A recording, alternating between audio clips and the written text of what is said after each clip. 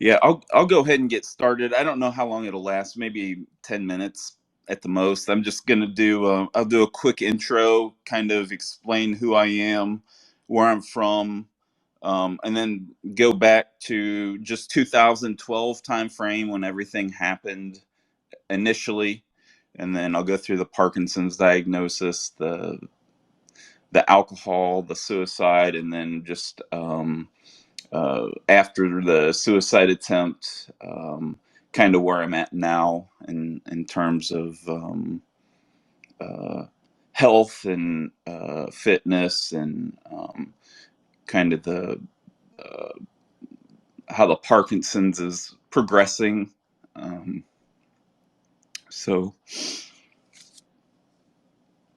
anyway, first of all, thank you guys for being here. My name's Ryan Leniger, and I'm 45 years old. And I'm from a small farming community, originally in Bradford, Illinois, in the U.S.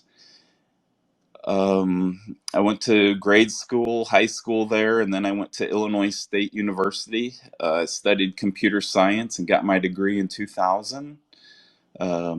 Shortly after that, I moved to Louisiana in 2004. I met my wife in 2005. We got married in 2010 here in Louisiana.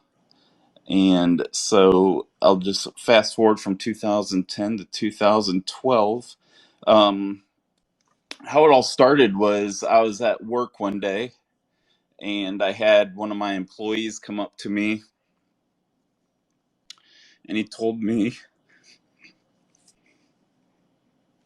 that I was slurring my speech and my face was drooping.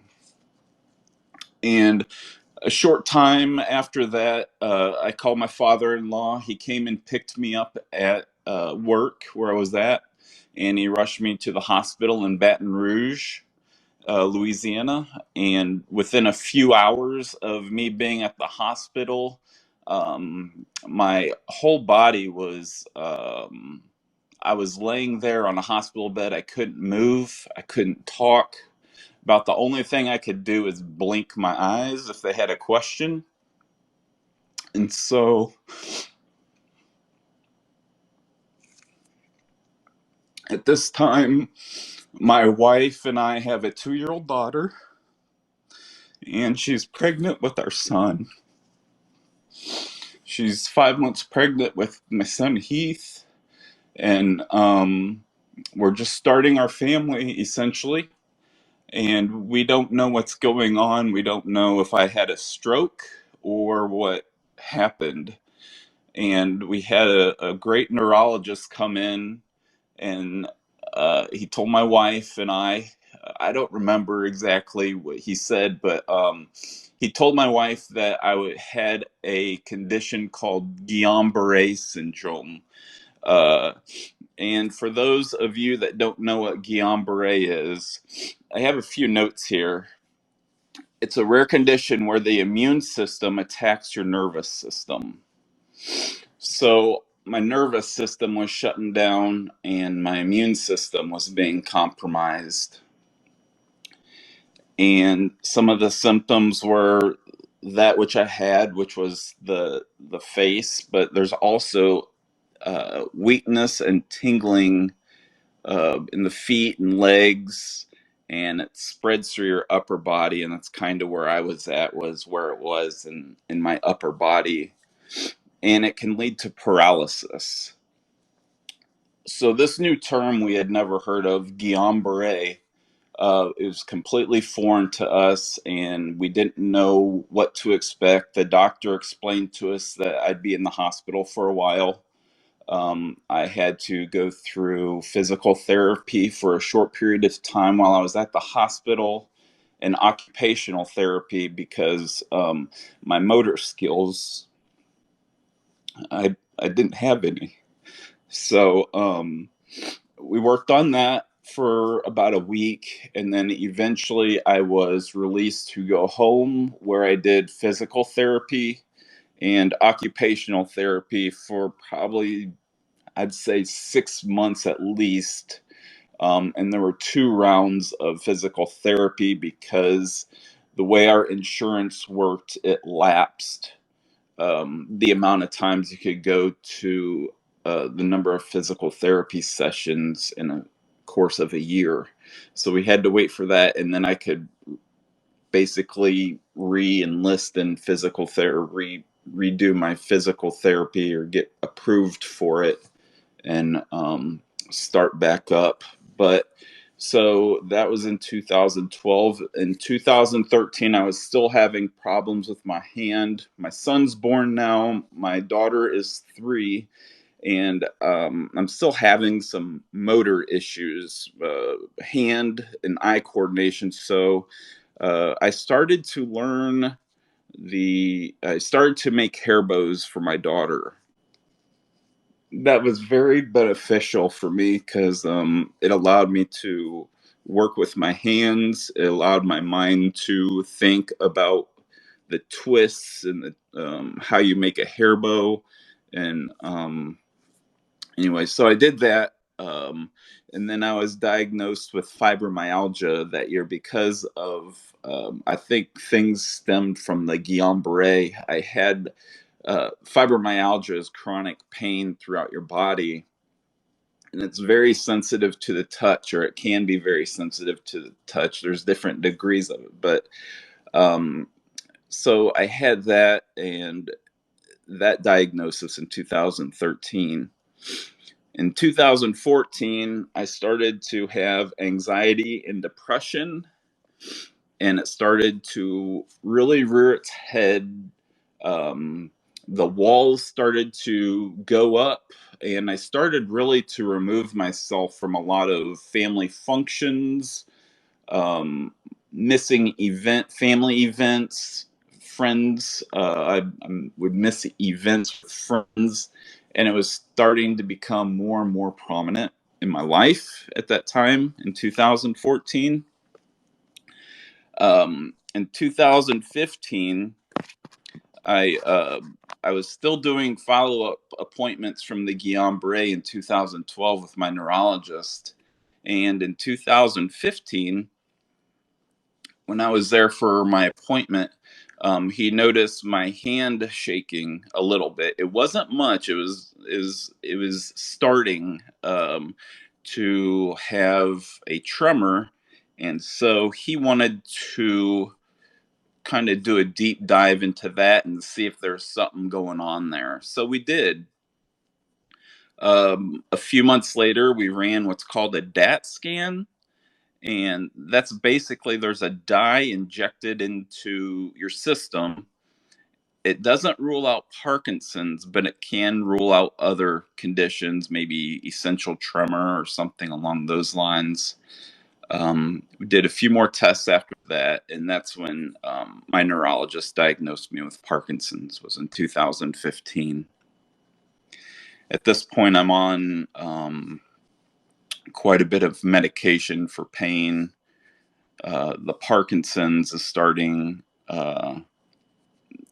to be more noticeable and visible with my tremors, and through the medications, I start having hallucinations, and I start having these random conversations with nobody. It's just I think it was a combination of things with the um, medications all interacting with one another, and so I was having hallucinations, and it was scary for me and my family. My kids are very young. They see their dad.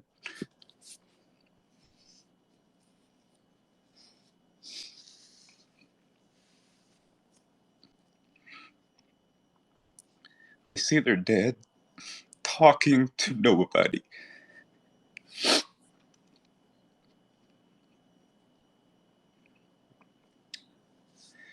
And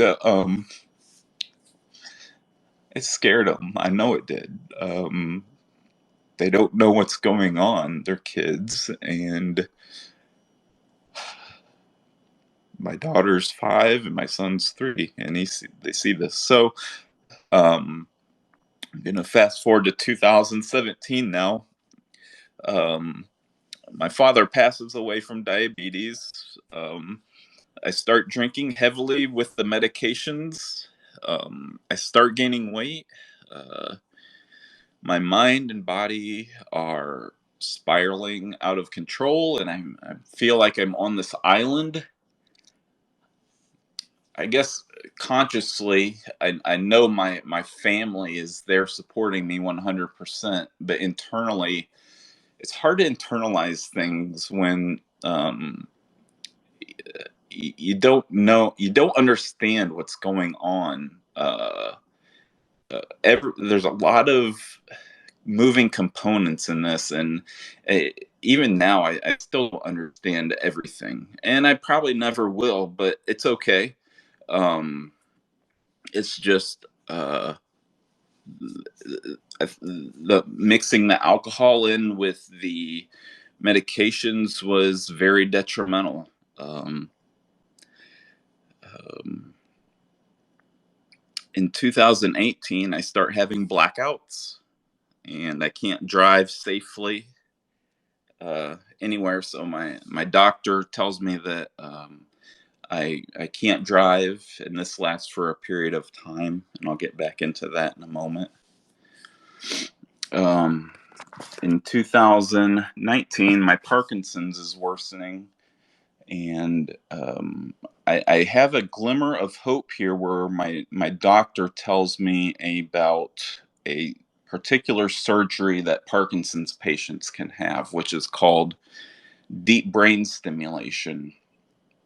And what that is it's a series of surgeries where they place stimulators in your brain, and it's connected essentially to a battery pack in your chest.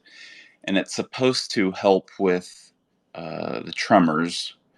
Um, and it's supposed to um, make things a little bit more less noticeable. And uh, one of the benefits is that at first is the medications I was taking for the Parkinson's were decreased while I had the stimulator placed in. I'm not quite there to the surgery part, but I just wanted to let you know that uh, early on, I'm in 2019, I'm introduced to this technology of deep brain stimulation. In October of 2019, um, I purposely overdosed on medication. Um, I overdosed on my medication. I called my wife at work and told her what I did. She rushes home, takes me to the hospital. Doctors do an evaluation, and the ambulance takes me to a psychiatric facility. So I spend a week there. Um, and while I'm there at this facility, my daughter is in Girl Scouts. And so during this week, they had the father daughter dance, and I can't go because I'm in the psychiatric facility. As a parent, you don't want to miss your kids' events, big events,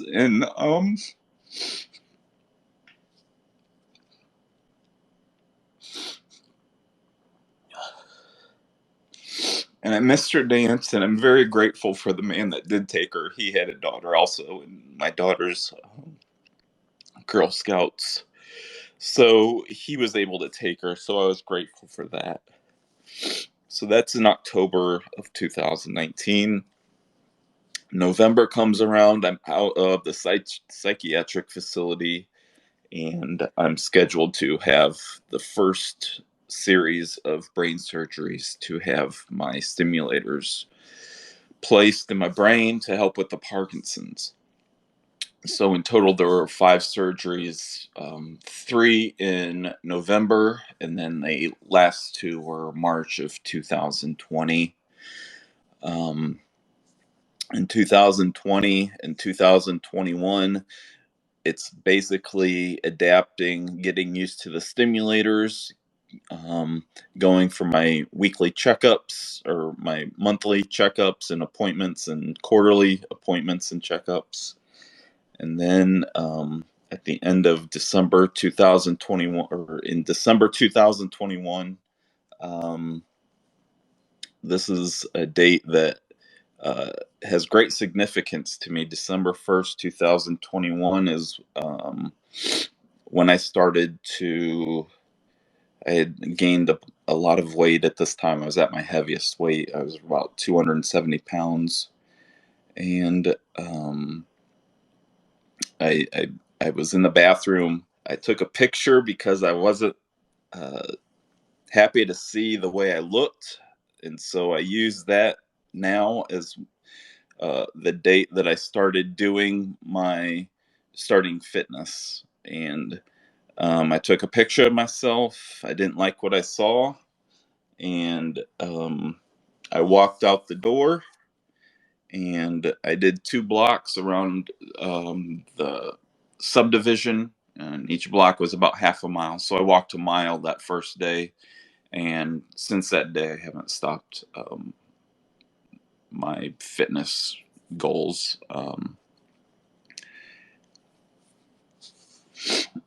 Also, at this time, I still was not able to drive, so I was limited to where I could go to work out. So I bought some weights here at the house, and just kept continue to walk and exercise that way. In April 2022, I was given clearance to drive again. I had not had any blackouts for a period of time, so the doctor said I could drive again. I started going. I enrolled into a gym. Uh, I started going once a week, and then 2 times a week, and then eventually 3 times a week, and now it's closer to 4 or 5. But it was a progression of getting to that point. December 1st, 2022. So I'm in a year now of my fitness life, and I've gone probably at this point from 270 pounds to about, I think it was right around 205 ish to 200. So I've lost about 70 pounds during this period of 1 year. Uh, I saw a 30-day challenge for push ups and sit ups. So I wanted to start that December 1st, 2022. So I did both. And I also started tracking macros and proteins, carbs, fats.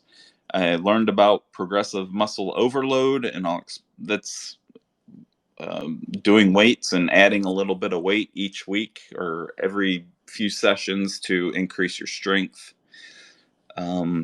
In April 2023, this year, I reached my lowest weight at 176 pounds. So from December 1st, 2021 through April 2023, I went from almost 270 pounds down to 176 pounds. And at this point, I did maintenance on my calories. I wanted to maintain that weight for a period of time. So I did for 2 months. And in June, made the decision to increase my weight back up to 200. And I did it strategically. It wasn't just eat what I wanted to until I got to that weight. It was carefully planned out. I had a lot of help online through really on Twitter, reaching out to different ones that have helped me tremendously through this process. Um, on September, so I in June I made the decision to go 200 pounds through August, and then in July I started a new workout routine. Some people are familiar with the push pull legs routine. It was new to me, but prior to this, I was basically doing a total body workout each session just to keep moving. With the Parkinson's progressing, it makes it a little more difficult. I really wanted to gain strength in all areas of my body. So it seemed weird doing a total body workout a couple times a week to now just kind of isolating certain muscle groups and working them every 3 to 4 days, so to speak. And so September 1st, I started my cut phase, or I'm going to now shed the weight that I gained, but and I'm hoping to maintain the strength and retain the muscle while losing the fat that I put on. Uh, Lastly, I had mentioned that I started a push up and sit up routine back in December 1st of 2022. And yeah, today marks day 322 of that challenge. I haven't stopped. It's something I'll continue to do as long as I can, and as long as the day is new and I can do it, I'm going to do it. Um, so that's kind of where I'm at now. Um, I appreciate everyone coming in. I if you have questions, I can answer. You guys can ask questions. This is only my second time doing a space, so I may need some assistance if someone knows how to work it better than I do. I'm sure you do. Feel free. But yeah, I'm grateful for you guys being here. It means a lot to me. It is recorded, so um, if anyone wants to replay or share it, please do. Um, uh, so anyway, I'll open it up for questions if you have questions. I don't know um, how to see if someone does have a question. Maybe a hand comes up or something. But yeah. Yeah, I just wanted to say, Ryan, that obviously, thanks for sharing your story, and it's been great to listen in. I just wanted to probably ask, do you find solace in your training? Do you find that it adds to your life and maybe takes a little bit away from perhaps the thinking of your condition, and also does it help with your condition? I appreciate you asking that, Coach Ben. It does, mentally and physically. So I get up very early in the morning, and if I don't train right away, throughout the day, the fatigue level sets in, and it kind of starts. It's slow at first, but then it seems about probably by 12 or 1 o'clock our time, the fatigue really sets in and kind of speeds up considerably. So if I don't do training or working out, lifting, a walk or a jog early, it, I'm going to miss out on my window of doing it. When I am there at the gym, I don't wear earphones. I don't hear the music blaring. My focus is my body, what I'm getting ready to do. Um, and I'm hyper focused on that. And another reason I go to the gym early on, and I shared this with Barrett a few days ago, is there's less distractions when I'm there. And what I mean by that is 25 years ago, I would go to the gym during the day because I would be looking for things that I shouldn't be looking for, in terms of a woman or a girl and what they are wearing. If I go early in the morning, that's one less distraction. It's one less stressor in my life. I don't care what people wear to the gym, that's their business. But at this point in my life, being the age I am at 45, my focus is on my health and my family. So I don't want to be looking at the whatever. That's not, uh, and I know that's off topic there of the question, but that's another main reason I go early, is because I don't want that distraction. It's too easy. I'm I have two eyes and I can see, and I just don't need it. I don't want that anyway. I don't know if I answered your question, but I just, yeah. Hey, Ryan, just wanted to say, what's up? How you doing? Sorry, I joined the space a little bit late today, but I have had the fortune of hearing your story, and you speak about it in other spaces uh, recently. And I don't have a question, but I just want to say what an incredible inspiration you are. The things you're doing, what you've gone through and overcome, really. Uh, it's kind of like beyond inspiration. You set such a good example, and it's really cool that you're out here sharing your story with us. So just wanted to say that I appreciate it, and I'm grateful that through this platform here on X, I've gotten to hear you speak and interact with you a little bit. So. Uh, Good luck with everything. Keep on going, man. It's awesome. I know you've got a bunch of fans probably here in this room and on this platform, and people that are supporting you and rooting for you. So I love what you're doing, man. Jeremy, I appreciate that, man. That means a lot. Yeah, and just great. Thank you for coming and listening. I appreciate it. Everyone has a story. Uh, it When's the right time to share it? Maybe never, maybe sometime.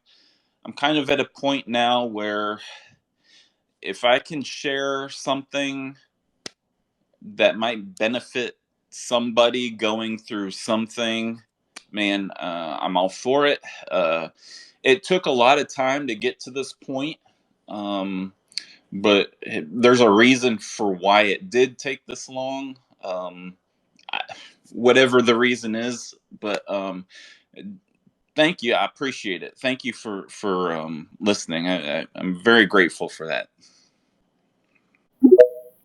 I guess if nobody has any other questions or at the moment, I mean, I'm curious. Maybe you spoke about this a little bit, and I've seen some of your posts.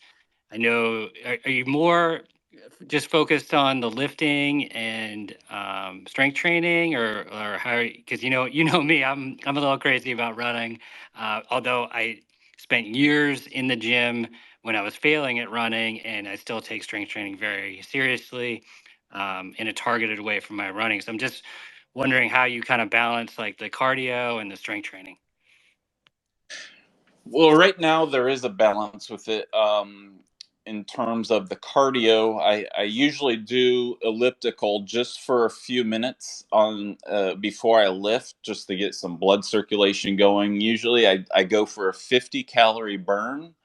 Takes about 3.5 minutes to do on the elliptical, so that really kind of starts things off good, I guess, going into when I start lifting. In terms of weight, I'm just slowly, gradually doing it. The progressive muscle overload, week in and week out, has helped tremendously. I didn't know that term up until um, last December, I think, is when I first learned about that. And I kind of was just going to lift and not have really a game plan in place. But once I learned that term, it really started to make sense. So it's just a slow progression, very slow progression. And my main thing is building muscle and con- continue moving. As long as I can keep moving and keep myself active, I'm hoping that it helps slow the progression of Parkinson's. Is it? I don't know. I think it is. Um, uh, uh, another thing that I do is when I get home from working out, once the kids get on the bus, that's usually when I do my walking slash running. And then I'm trying to at least burn 200 to 400 calories. I'm doing a cut right now, but I'm like I said, I'm doing it strategically. I think it's strategic. To me, it is anyway. But and it also keeps me moving. So I'm starting to do 2 rounds of walking. So I'll do a mile to a mile and a half in the morning, and I'm doing a mile to a mile and a half in early afternoon. And I kind of started on purpose in the early afternoon because at 12 to 1 o'clock time frame, like I said before, is really when that fatigue factor starts to kick in with the Parkinson's for me. And so it gets me up and moving, and it kind of buys me a few more hours. The kids get home, and once the kids get home, I really kind of forget about the fatigue factor, and because I'm more really focused on them and my wife when she gets home from work. And it, it's each day's different. I guess there's no true guide for me. I have a plan, and I try to stick to that plan if I can. If it works for that day, I'm thrilled. If it doesn't, man, I sure tried. That I guess that's all I can say about that. So I, I know I rambled on that, but I don't know if it helped or No, not. yeah, no, that's cool. I like how you uh, kind of follow the energy you have and kind of, put in different training pieces, whether that's the going to the gym early or getting your walk in the afternoon, and kind of allowing yourself to, be in tune with what your body's telling you and kind of responding appropriately. So I think that's a really great way to go about it. So awesome. Yeah. Appreciate you sharing that. Thanks, Jeremy. I appreciate it. Hi, this is Rodney. Hey, Rob, you. Hi. Hey, I just have to tell you, you are incredibly inspirational, man. Um, your story it really hits listening to it. I got in a little bit late on the spaces, so I didn't catch the beginning, but I mean, all the best to you. And I sure hope everything works out as good as it possibly can. Um, the question I have is, do you feel like your your training and your lifting and running and all of that has slowed down the progression of the symptoms of this condition, or do you still have ups and downs, and if you do, are they wide swings, or are they have they narrowed down a little bit so that they're not as bad as they might be prior to doing lifting and running?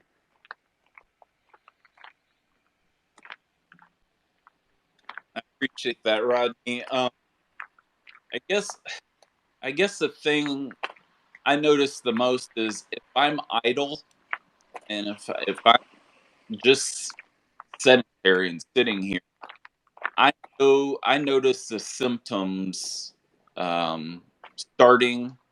Um, so when that starts to happen, I tend to get up, move around. It takes my mind off of it, and I'm not so hyper focused on the symptoms themselves. I'm kind of moving. I've kind of got my mind in a spot. If I can focus on maybe it's folding laundry, for instance, um, or going to the gym. I I don't notice the tremor or the symptoms as much as if I'm busy doing something. Uh, it's it's beneficial for me personally and mentally and physically. I believe it takes less uses less energy for me to focus on the Parkinson's. I think if I can focus on something else, and I'm just trying to channel my energy away from the Parkinson's aspect as much as I can, and just try to focus on living a normal or as normal life as possible, I guess. Um, I think while I am training, um, I think the symptoms are lessened. I think while I'm walking or I'm trying to jog, I'm not noticing the symptoms as much. It's really when the medicine starts to wear off, or That type of thing is when the tremors are more pronounced, and I have to take another dosage of it's dopamine, or it's called carbidopa. Levodopa is the name of the medication. And some people that have Parkinson's that might be in this room know that term, but it, it's every day is different. I try not to focus on the symptoms as much. I really try to put my effort on the training and the lifting. So I know for that period of time while I'm doing it, I'm not thinking about it. It's when I'm idle, I guess, is when I really notice things. I don't know if I answered your question. I'm kind of No, that's a good answer. That answers exactly what I was looking for. Um, I'm hoping that, as you're doing all this training and this physical exercise, that, I don't know, just jump starts your body into not going down a bad road with symptoms and progression of the disease. You know, I really hope the best for you. I appreciate that, Rodney. That means a lot, man. You're always encouraging, and thank you. That goes a Well, long ways. People see messages online, and the beauty about Twitter or X, I guess, for me is you can filter out the stuff you don't want, and you can really be attracted or magnetized towards things that you are into. And I think that's one thing. And just watching you and what you're doing, the weight you've lost, it's I appreciate what you do. So thank you. well, thank you. I appreciate you too, man. Ryan, this is Kevin. Hey, Kevin, how are you? Excellent. If you hear a little background noise, I am at the gym, so apologize for that. But first off, my goodness, Guy, thank you for sharing this. And you, as others said, you are inspirational, not only to me but to everybody out here in this community. And I mean that from the bottom of my heart. My gosh. My question to you is, what can we, as this community, do to help you? And you may not know that answer today, but if something comes up down the road, you let us know, because that's what we're all here for, is to help each other, inspire each other, encourage each other. And just thank you for being so awesome. Kevin, I appreciate that, man. Yeah, you've been another one that very positive, have been very welcoming, just encouraging. One thing that really helped me through this, and I think why there's so much emotion wrapped up in this, is a lot of people sacrifice for you. They pray for you. Um, a lot of time is invested in whatever somebody is going into. People are invested in them. They want to see them come out on top. They want to wish that person the best, do the best. And one of the main things I know, there's so many people that have prayed for me, and I, I I don't know. It's amazing. It's awesome. Um, I want to show them that their prayers are not going unanswered. There's I'm I don't feel obligated to pay them back in any way. They do it out of their heart, but personally, I feel like I don't want to say I owe it to them, but in a way, I feel like I owe it to them. That man, I'm just grateful for that, and I, I don't know how to explain that feeling, but um, yeah, I don't know how to explain that feeling. I'm trying to show the folks that have put time and energy into what has happened over the last 11 years that I appreciate them. I'm grateful for them. I've had relationships come and go, not for any bad reason or anything. It's just the season of that period of that time frame or whatever. People come and people go.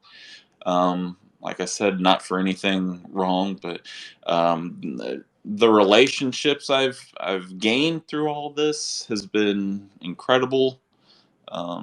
People I don't know have been wonderful, and yeah. Anyway, I don't know if I answered your question. Prayer and positivity is my focus. So um, someone's positive, if I can share some kind of positive aspect, or if I can be someone's cheerleader or something, that's what I'm really kind of focused on in those terms, I guess. So, yeah. You answered the question, Ryan. Thank you, and again, you keep up what you're doing. It's phenomenal. Thanks, Kevin. I appreciate it. Hello. Hello. Hi. Hi. How are you doing? I'm fine. How are you? Doing well. Um, uh, I'm from Nepal and I also have Parkinson's disease. So saw this space. That's why just entered it. I'm just listening. I appreciate you uh, coming in and listening. That means a lot to me. It is recorded, so I just kind of go through the timeline basically from 2012 through today, and go through the Parkinson's diagnosis in 2015. So, and kind of go from there. So, but I'm grateful. Thank you very much for listening. I appreciate it. Thank you so much. And I am just seeing this piece for about Parkinson's was the good news for me actually. I have been looking for this kind of space from a long time. I I'm hoping to do more spaces. Uh, this is new for me. This is only the second time that I've done this, so I'm a little green at it. So I apologize in those regards. But I think it's a community that could really use some assistance, especially maybe if it's a new diagnosis and you don't really know what to expect. You might be able to talk to different. Everyone's experience with the diagnosis could be different or will be different, but there might be some commonalities where some folks that may be a little more seasoned with the disease can help some of the newly diagnosed people, patients, or but yeah, I didn't have any uh, people that I really leaned on or any groups um, up until now. I'm just really getting it. I've only been on Twitter a short amount of time, so I think it'd be a good community to have something like that. If we could find some experienced folks with it, that would be incredible. Maybe share stories and see what works for different ones. I don't know, but yeah. Thanks for Um, I want to ask you something. yes. Uh, well, what is more important for you? I mean, like, is it for fitness or is it for Parkinson's disease advocacy? Well, what I shared today was kind of the course of the Guillain-Barré, the Parkinson's diagnosis, and now the fitness aspect of what I'm doing. That's what this particular space is about. Um, me personally, I'm hoping the fitness and diet aspect help minimize the symptoms of the Parkinson's. Um, yeah, so yeah, that's Okay, I got it. Thank you. yes, ma'am. So that's all I have. If no one has questions, all right. Well, I'll let you guys go. Thank you so much, and Thank you, Ryan. oh, you're welcome, man. I appreciate it, sir. Hey, love you, brother. Love you too, man. Thank you.